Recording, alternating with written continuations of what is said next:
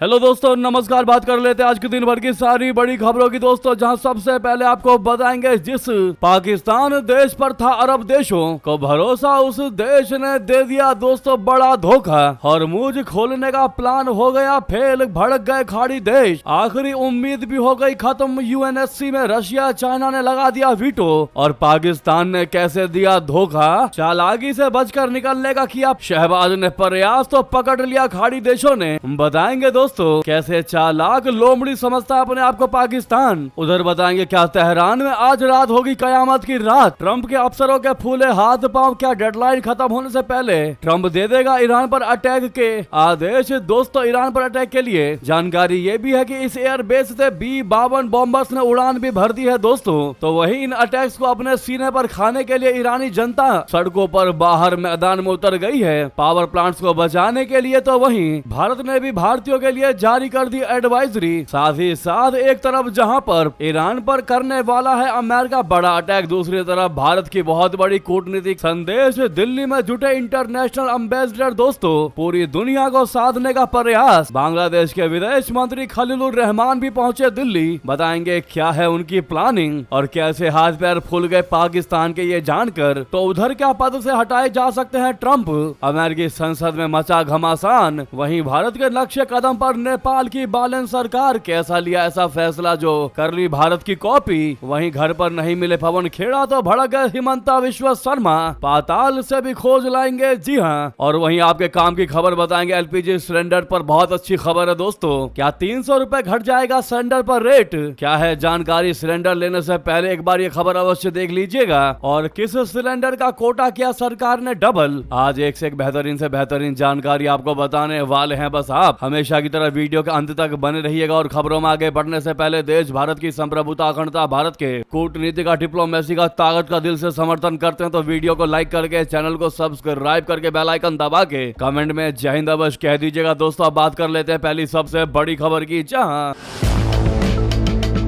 Iran के मुंह में फंसा इस्लामाबाद, आसिम मुनीर ने ट्रंप को दिया धोखा। खाड़ी देश बौखलाए। जी हां, कहते हैं कि जंग और डिप्लोमेसी में कोई परमानेंट दोस्त नहीं होता, लेकिन पाकिस्तान ने इसे एक अलग ही लेवल पर पहुंचा दिया दोस्तों। यूनाइटेड नेशन सिक्योरिटी काउंसिल में जब अमेरिका का कट्टर दोस्त बहरीन एक ऐसा प्रस्ताव लेकर आया जो ईरान को हॉर्मुज का रास्ता खोलने के लिए मजबूर कर सकता था, तब पाकिस्तान ने हाथ खड़े कर दिए। जी हां, 15 सदस्यों वाली सुरक्षा परिषद में पाकिस्तान उन दो देशों में शामिल था जो वोटिंग से नदारद रहे। यह पाकिस्तान की तरफ से अमेरिका और अरब देशों को दिया गया एक ऐसा संदेश है जिसकी गूंज वॉशिंगटन से लेकर रियाद तक सुनाई दे रही है। बता दें, मिडल ईस्ट में जारी जंग के बीच स्ट्रेट ऑफ हॉर्मुज के फिर से खुलने का आखिरी रास्ता भी बंद हो गया है। रशिया और चाइना ने हॉर्मुज स्ट्रेट को फिर से खोलने के उद्देश्य से लाए गए इस यूएन के एक प्रस्ताव को वीटो कर दिया। रशिया और चीन ने यह वीटो तब किया जब इस प्रस्ताव को बार बार कमजोर किया गया था ताकि ये दोनों देश वोटिंग से दूर रहें। दोस्तों 15 सदस्यों वाली सुरक्षा परिषद में बहरीन की ओर से लाए गए इस प्रस्ताव पर वोटिंग का नतीजा 11-2 रहा, जिसमें पाकिस्तान और कोलंबिया ने वोटिंग में हिस्सा नहीं लिया, यानी कि वीटो करके ईरान के समर्थन में खुलकर सामने आया रशिया और चाइना।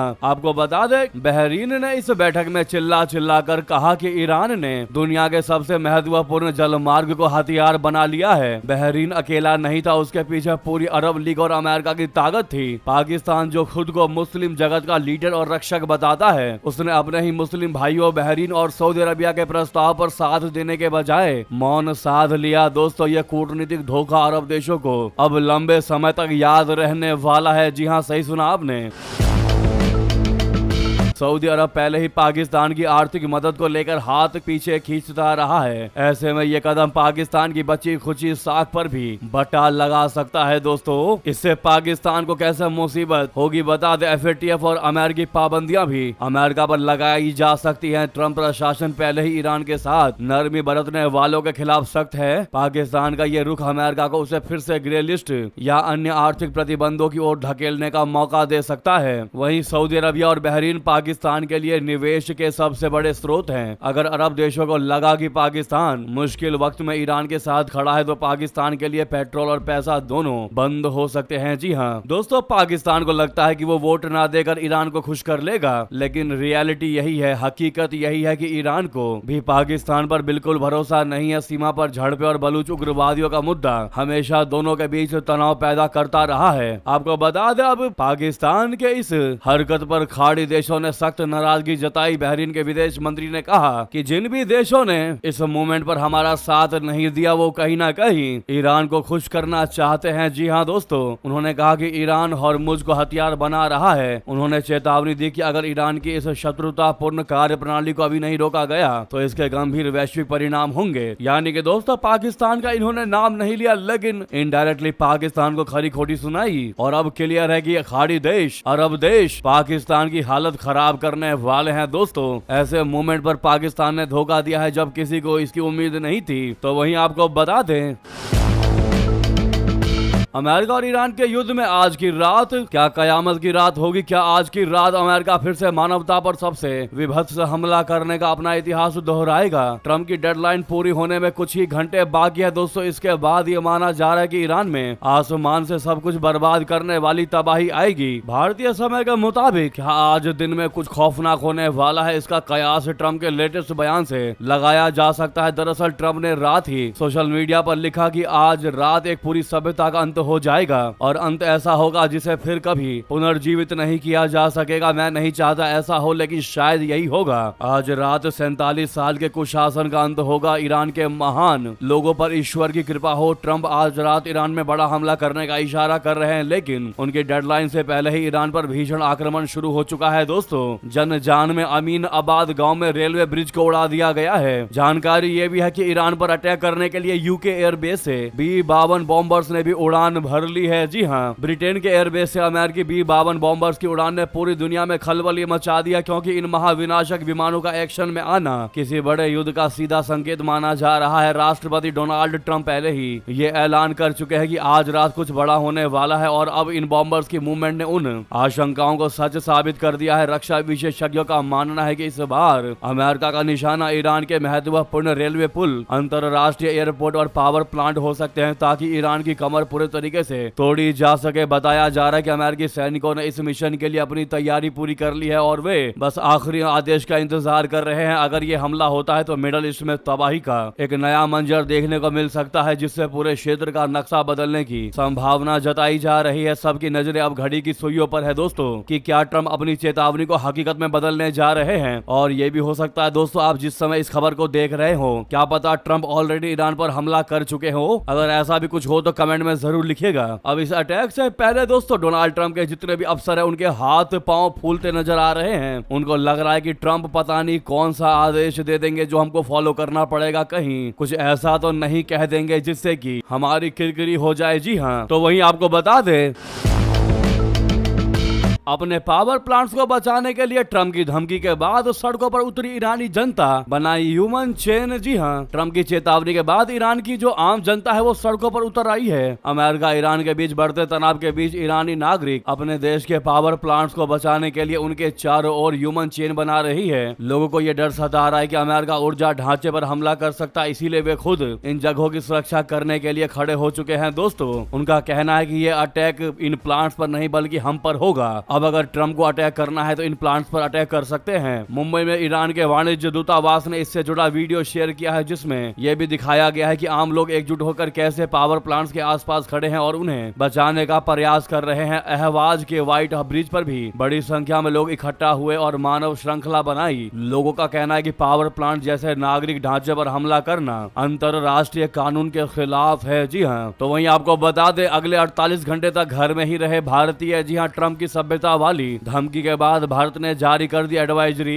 भारतीय विदेश मंत्रालय ने ईरान में रहने वाले भारतीय नागरिकों के लिए एडवाइजरी जारी कर दी है, जिसमें कहा गया है कि जो भारतीय नागरिक इस समय ईरान में मौजूद है उन्हें सलाह दी जाती है कि वे जहां हैं वहीं के वहीं रहे, सुरक्षित जगह पर पनाह ले और कहीं भी आने जाने से बचें। अगले 48 घंटे तक घर में ही रहे, कहीं भी आने जाने से पहले भारतीय दूतावास के संपर्क में जरूर आए, उनसे राय मशवरा लेकर ही कहीं जाएं। यानी कि दोस्तों ईरान में कुछ बड़ा ही होने वाला है, जिसका हर किसी को इंतजार। हालांकि हर एक भारतीय यही चाहता है कि भैया शांति हो, सीज फायर लागू हो, लेकिन अगर कुछ बड़ा होने वाला है तो देखते हैं दोस्तों क्या अमेरिका वाकई में जैसा ट्रंप ने कहा है कि वो सभ्यता को मिटा देगा, क्या सभ्यता मिटाएगा, आखिर क्या करेगा ट्रंप। अब हर कोई इसी इंतजार में है, क्योंकि दोस्तों ट्रंप को भी पता है कि अगर उसने अटैक नहीं किया तो पूरी दुनिया उसको एक ढकोसला देने वाला, गीदड़ भभकी देने वाला, खोखली बयानबाजी करने वाला नेता मान लेगा। अब ऐसे में बात उसके आन बान शान पर आ चुकी है। अब वो इसको मर्यादा पर लेकर अटैक जरूर करेगा दोस्तों, कुछ ना कुछ तो अवश्य ही करेगा। ये बात भी तय मानी जा रही है, क्योंकि ईरान ने साफ साफ कहा है कि अब हम कोई बातचीत नहीं करेंगे अमेरिका से, यानी बातचीत का भी रास्ता बंद हो चुका है दोस्तों। और अब ट्रंप को अटैक के अलावा कोई दूसरा रास्ता नहीं है। देखते हैं दोस्तों क्या होता है। आपको बहरहाल आप लोग कमेंट करके बताइएगा, क्या जब आप इस खबर को देख रहे हैं उस समय क्या अटैक हुआ है, या अगर नहीं भी हुआ है तो क्या लगता है आपको ट्रंप अटैक करेगा, कुछ ना कुछ करेगा, जो भी लगता हो, या खोखलेबाजी उसकी बयानबाजी है, जरूर कमेंट करिएगा दोस्तों। लेकिन भारत देश के लिए एक लाइक तो बनता है, तो सामने लाइक का बटन है दोस्तों, नहीं दबाया है अब तक तो अब दबा दीजिए इस लाइक के बटन को।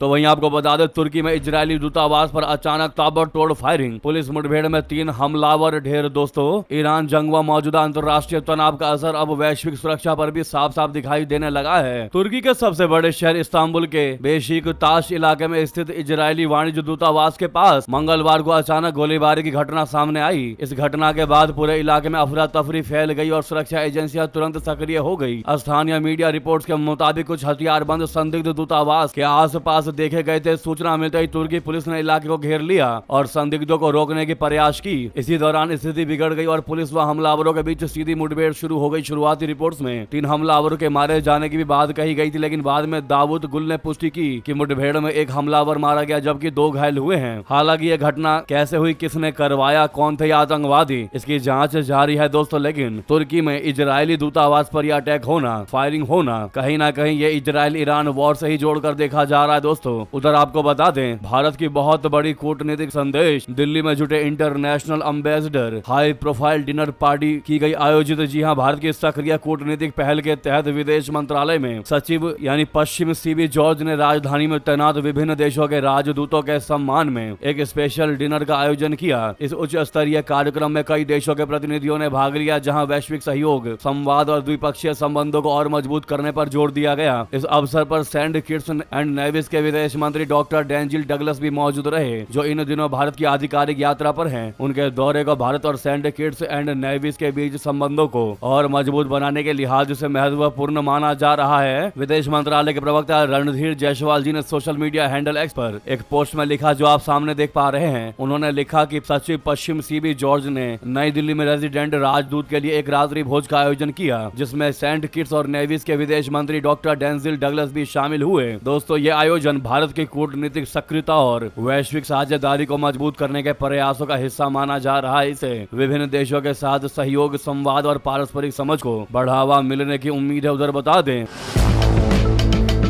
बांग्लादेश के विदेश मंत्री खलीलुर रहमान दिल्ली पहुंच गए हैं दोस्तों। वीजा जल संधि को बातचीत के एजेंडे में बताया जा रहा है। बता दें बांग्लादेश के विदेश मंत्री खलीलुर रहमान मंगलवार को 3 दिन के लिए आधिकारिक दौरे पर नई दिल्ली पहुंचे। खलीलुर रहमान राष्ट्रीय सुरक्षा सलाहकार यानी NSA अजीत डोभाल जी के बाद विदेश मंत्री डॉक्टर जयशंकर जी से बातचीत करेंगे। विदेश मंत्रालय ने बयान जारी करके बताया कि खलीलुर रहमान बुधवार को वाणिज्य मंत्री पीयूष गोयल और केंद्रीय पेट्रोलियम मंत्री हरदीप सिंह पुरी समेत कई बड़े अधिकारियों से मुलाकात कर रहे होंगे। सवाल यह है कि यह दौरा आखिर इतना खास क्यों है, तो आपको बता दें इस दौरे को तारिक रहमान सरकार के आपसी विश्वास और साझा हितों पर आधारित एक नया रिश्ता बनाने के प्रयासों का हिस्सा माना जा रहा है। इनके अलावा भारत की ओर से वीजा प्रतिबंधों में ढील देना, भारत के समुद्री बंदरगाहों तक पहुंच बहाल करना, गंगा जल संधि को रिन्यू करने समेत कई अहम मुद्दों पर बातचीत होने की उम्मीद है। यानी कि दोस्तों जिस मोहम्मद यूनुस की सरकार में पाकिस्तान लगातार बांग्लादेश के साथ साठगांठ कर रहा था दोस्तों, आज वही बांग्लादेश रहमान की सरकार में भारत के साथ अच्छे रिश्ते स्थापित करता हुआ नजर आ रहा है, जिसने पाकिस्तान की भौहें चमका दी है दोस्तों और उसके सारे किए कराए पर पानी फेर दिया।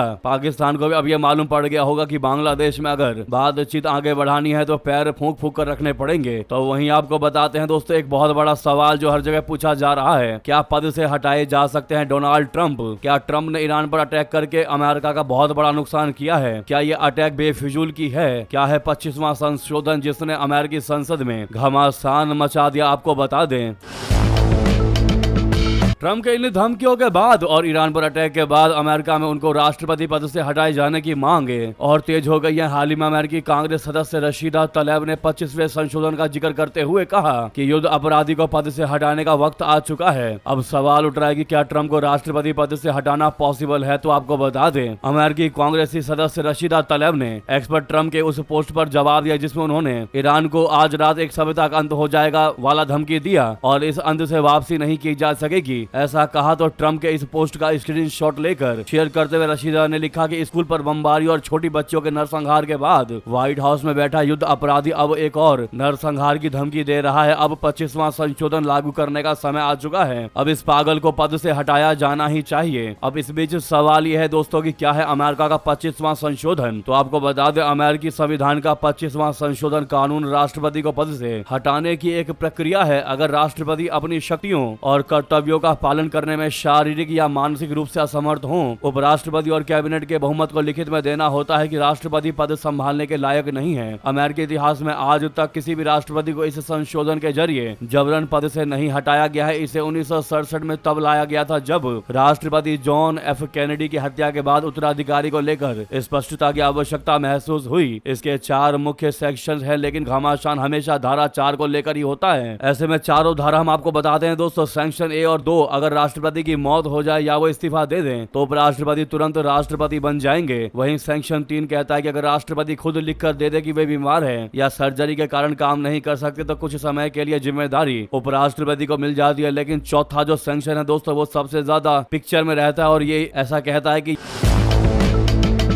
ये तब इस्तेमाल होता है जब राष्ट्रपति काम करने के लायक ना हो लेकिन वे खुद पद छोड़ने को तैयार भी ना हो। जी हाँ दोस्तों, और यही बात है ट्रम्प को लेकर। अब आप ये कहेंगे कि क्या वाकई में सैंक्शन 4 लगाकर ट्रम्प को हटाया जा सकता है। तो आपको बता दें, ये सैंक्शन लागू करना दुनिया की सबसे कठिन राजनीतिक प्रक्रियाओं में से एक माना जाता है दोस्तों। इसके लिए एक कदम है वो बहुत जरूरी है और वो ये है कि इसमें उपराष्ट्रपति की रजामंदी होनी चाहिए। सबसे पहले उपराष्ट्रपति, जो कि अभी फिलहाल में जेडी वेंस है, उनको कैबिनेट के बहुमत यानी मंत्रियों के साथ मिलकर संसद को लिखित में देना होगा कि राष्ट्रपति अपने कर्तव्यों का पालन करने में असमर्थ है। और जैसे ये पत्र सौंपा जाएगा दोस्तों, वैसे ही उपराष्ट्रपति तुरंत कार्यवाहक राष्ट्रपति बन जाते हैं। ऐसे में अगर उपराष्ट्रपति और कैबिनेट फिर भी सहमत नहीं होते हैं तो मामला संसद में जाता है। वो वहाँ 2/3 यानी 2/3 बहुमत से वोटिंग होनी चाहिए कि राष्ट्रपति को हटाया जाए। फिलहाल दोस्तों, जो कि नामुमकिन जैसा लग रहा है। आपकी इस पर क्या राय है दोस्तों? क्या पॉसिबल है ट्रम्प को अचानक से पद से हटाना? जो भी आपको लगता है वो कमेंट करके बताएगा। नेक्स्ट खबर की बात करते हैं, जहाँ मालदीव पहुंचा INS सुनयना।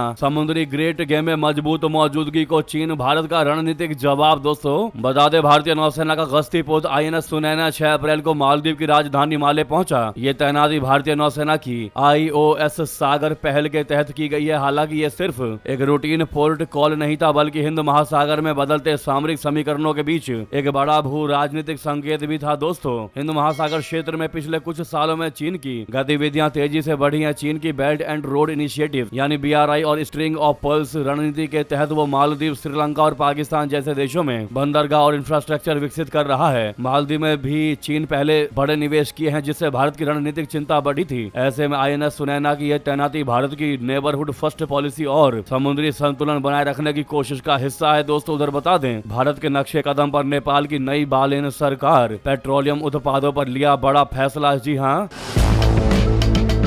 भारत की राह पर चलते हुए नेपाल की नई सरकार ने बढ़ती महंगाई से राहत देने के लिए पेट्रोलियम उत्पादों पर बड़ा फैसला लिया है। सरकार ने पेट्रोल, डीजल और केरोसिन पर लगने वाले कस्टम ड्यूटीज और इंफ्रास्ट्रक्चर टैक्स में 50% तक की छूट देने का निर्णय लिया है। ये फैसला कैबिनेट बैठक में लिया गया, जिसकी जानकारी मंत्री प्रतिभा रावल ने दी। सरकार का मानना है कि इससे आम लोगों पर पड़ने वाला आर्थिक बोझ कम होगा। यह कदम ऐसे समय पर उठाया गया है जब भारत ने भी हाल ही में पेट्रोल, डीजल पर एक्साइज ड्यूटी घटाकर आम लोगों को राहत दी थी। अब नेपाल ने भी उसी राह पर चलते हुए ईंधन को सस्ता करने का प्रयास किया। दोस्तों वहीं नेपाल की कैबिनेट में 15 दिन में बड़े फेरबदल हुए हैं, जहां प्रधानमंत्री बालन शाह ने बदलाव किए। गृह मंत्री 5वें नंबर पर पहुंच गए। जी हां, नेपाल के प्रधानमंत्री बालन शाह ने 27 मार्च को बनी अपनी नई कैबिनेट के मंत्रियों की क्रम संख्या यानी वरीयता में बदलाव कर दिया है। सरकार बनने के 15 दिनों के भीतर ही मंत्रियों के पद क्रम को दोबारा तय किया है। मंगलवार को ही मंत्री परिषद बैठक के बाद राष्ट्रपति कार्यालय ने इस संबंध में आधिकारिक सूचना जारी कर दी है। पहले गृह मंत्री तीसरे स्थान पर थे, जिसको अब खिसकाकर 5वें स्थान पर कर दिया है। वही वित्त मंत्री को दूसरे नंबर का नेता बना दिया गया है दोस्तों। यानी कि बालेन शाह के बाद अगर दूसरे नंबर का कोई नेता है जिसके पास दूसरे नंबर का पावर है बालेन शाह के बाद, तो वो है वित्त मंत्री। जी हाँ, उससे भी बड़ा फैसला नेपाल की नई सरकार ने लिया, वो ये कि भारत समेत 6 देशों से अपने राजदूतों को वापस बुला लिया। नेपाल सरकार ने बड़ा फैसला लेते हुए भारत समेत 6 देशों से अपने राजदूतों को वापस बुलाया है। इन सभी राजदूतों की नियुक्ति पिछले केपी शर्मा ओली सरकार ने की थी। विदेश मंत्रालय के प्रवक्ता लोक बहादुर छेत्री ने बताया कि कैबिनेट की बैठक में ये निर्णय लिया गया है। जिन देशों से राजदूतों को वापस बुलाया गया है उनमें भारत, ऑस्ट्रेलिया, श्रीलंका, डेनमार्क, दक्षिण कोरिया और दक्षिण अफ्रीका शामिल है। नेपाल सरकार के इस फैसले के बाद अब भारत में नेपाल के राजदूत शंकर प्रसाद शर्मा को भी अब वापस लौटना होगा। इसके अलावा जिन राजदूतों को वापस बुलाया गया है उनमें अब ऐसा माना जा रहा है दोस्तों कि इनमें बदलाव होगा और नए राजदूतों को भेजा जाएगा। ओली वाले सारे राजदूत हटा दिए जाएंगे या इनको शफल कर दिया जाएगा। जी हाँ दोस्तों, तो वहीं आपको बता दे, घर पर नहीं मिले पवन खेड़ा तो भड़क गए सीएम हिमंता बिश्व शर्मा। कह दिया चाहे पाताल से खोजना पड़े, पाताल से भी खोज कर लाएंगे इसे। जी हाँ, बता दे कि कांग्रेसी नेता पवन खेड़ा ने मुख्यमंत्री हिमंता बिश्व शर्मा की पत्नी पर कई गंभीर आरोप लगाए थे। इसके बाद असम पुलिस मंगलवार को कांग्रेस नेता के घर दिल्ली पहुंच गई। हालांकि खेड़ा वहां पर नहीं मिले, जिसके बाद मुख्यमंत्री ने उन पर तीखा हमला बोला। बता दें कि असम में 9 अप्रैल को विधानसभा के लिए वोट डाले जाने वाले हैं। मुख्यमंत्री हिमंता बिश्व शर्मा ने बेहद सख्त लहजे में कहा कि पवन खेड़ा कहीं भी छिप जाएं, असम पुलिस उनको ढूंढ निकालेगी। सीएम ने कहा कि क्या आप असम पुलिस को नहीं जानते, वो पाताल से भी खोज कर लेती है। पवन खेड़ा कहाँ छिपे हैं, ये असम की धरती है, वो आखिर खुद को समझते क्या है। पाताल में भी छुप गए तो हम उठाकर लेकर आएंगे। जी हाँ, उधर खड़गे ने असम सीएम पर खड़े कर दिए सवाल। कह दिए क्यों नहीं होती हिमंता बिश्व शर्मा की जांच, तो भाजपा ने दिया तगड़ा जवाब। जी हाँ, असम विधानसभा चुनाव से पहले कांग्रेसी अध्यक्ष मल्लिकार्जुन खड़गे ने प्रेस कॉन्फ्रेंस की। इस दौरान उन्होंने कहा कि असम के विधानसभा चुनाव का प्रचार आज शाम खत्म हो रहा है। यहाँ पर हमारी सरकार आ रही है और हम 72 से 73 सीट जीत रहे हैं, ये हमारे सर्वे में आया है। असम की जनता को अपनी संस्कृति और परंपरा प्यारी है, इसीलिए वे हिमंता जैसे असम मुख्यमंत्री को सत्ता में नहीं चाहते। इसके अलावा और भी बहुत कुछ कहा दोस्तों। उन्होंने कहा कि मेरा जनता से कहना है कि आप अपने वोट से असम की सबसे भ्रष्ट सरकार को सत्ता से बाहर कर दीजिए। एक तरफ नरेंद्र मोदी, अमित शाह और बीजेपी के लोग कहते हैं कि वो किसी भ्रष्टाचारी का समर्थन नहीं करेंगे, लेकिन दूसरी तरफ असम में हिमंता बिश्व शर्मा खूब भ्रष्टाचार कर रहे हैं। आखिर उनकी जांच क्यों नहीं हो रही है। वहीं भाजपा ने भी तगड़ा जवाब दिया दोस्तों। खड़गे के प्रेस कॉन्फ्रेंस के बाद भाजपा के सांसद रविशंकर प्रसाद ने कहा कि क्या कांग्रेस पार्टी के राष्ट्रीय अध्यक्ष मल्लिकार्जुन खड़गे ने सभी मर्यादा छोड़ दी है। गुजरात की जिस भूमि ने इतने महान लोगों को जन्म दिया, उसे कांग्रेस के राष्ट्रीय अध्यक्ष मल्लिकार्जुन खड़गे ने अशिक्षित कह दिया। क्या सोनिया गांधी और प्रियंका गांधी इससे सहमत है? आप देश में विभाजन करना चाहते हैं, कांग्रेस पार्टी को क्या हो गया है? खड़गे जी से माफी मंगवाए, देश में विभाजन कराना चाहते हैं क्या? हालांकि आप किस पर क्या जवाब देना चाहेंगे दोस्तों, अवश्य कमेंट करके बताइएगा। मल्लिकार्जुन खड़गे का कहना है कि हिमंता बिश्व शर्मा को बिना शर्त माफी मांगनी चाहिए। वहीं दोस्तों अब जरूरी खबर की बात कर लेते हैं, जहां एलपीजी सिलेंडर पर बड़ी अच्छी खबर आ रही है।